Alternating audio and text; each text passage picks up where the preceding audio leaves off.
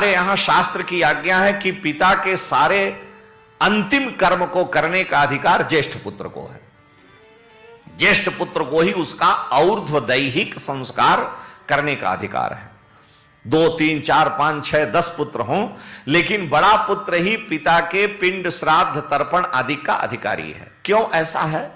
तो वहां लिखा है कि बड़ा पुत्र धर्मज होता है।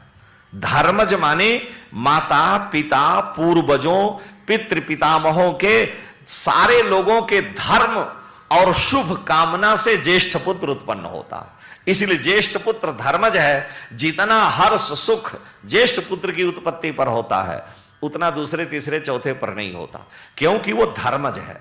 लेकिन दूसरे तीसरे चौथे पांचवें पुत्र कामज होते हैं। माता पिता की कामना है, एक आंख और एक लड़के का क्या भरोसा, कहीं चल पड़ा बीचे में तो बंसई डूब जाएगा, तो 2 हो जाए। 2 हो गए तो सोचा कि कम से कम एक सेना में रहेगा, पुलिस में रहेगा, कि एक वकील हो जाए तो हमारा जलवा रहेगा। तो 2 की जगह पर 3 हुए, 4 हुए, 5 हुए। लेकिन जहां कोई कामना नहीं थी, केवल हमारा वंश चल जाए, वहां केवल प्रथम पुत्र आया, वो धर्मज है। धर्म से उत्पन्न माता पिता पूर्वजों के, और दूसरे तीसरे जितने वो सब कामज हैं। इसीलिए जितना भी धर्माधिकार है, धर्म का, पिंड का, श्राद्ध का, यज्ञ का, व्रत का और कोई व्यवहार करने का, सब ज्येष्ठ पुत्र को है, दूसरे को नहीं। शास्त्र कहता है, मनुस्मृति में लिखा कि जब पिता अपनी संपत्ति का बंटवारा करे, मान लिया उसके पास संपत्ति 10 करोड़ की है और उसके पुत्र 4 हैं और चारों में बंटवारा करना है, तो 2-2 करोड़ सबको देगा, और जो ज्येष्ठ पुत्र है उसको 1 करोड़ अधिक देगा, और 1 करोड़ जो है फिर चारों को बांट दे।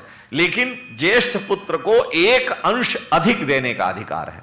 छोटा भाई अपनी बुआ, अपनी बहन, अपने परिवार के किसी उत्सव में, विवाह में नहीं गया, कुछ नहीं दिया, तो उसे दोष नहीं लगेगा। लेकिन बड़ा अगर बुआ के यहां, चाचा के यहां किसी भी उत्सव में, यज्ञ यागादिकों में नहीं शामिल हुआ, तो उसे दोष लगेगा, क्योंकि वो धर्मज है। तो संसार के जितने संबंधी हैं, बहन का विवाह है, मान लिया किसी की पोती का विवाह है, किसी के घर कोई संस्कार है, तो उसमें लोग हमारे यहाँ की परंपरा में लेके जाते हैं, आते हैं, व्यवहार करते हैं। ये व्यवहार ज्येष्ठ को ही करने का, इसलिए उसका संपत्ति में ज्यादा अधिकार है।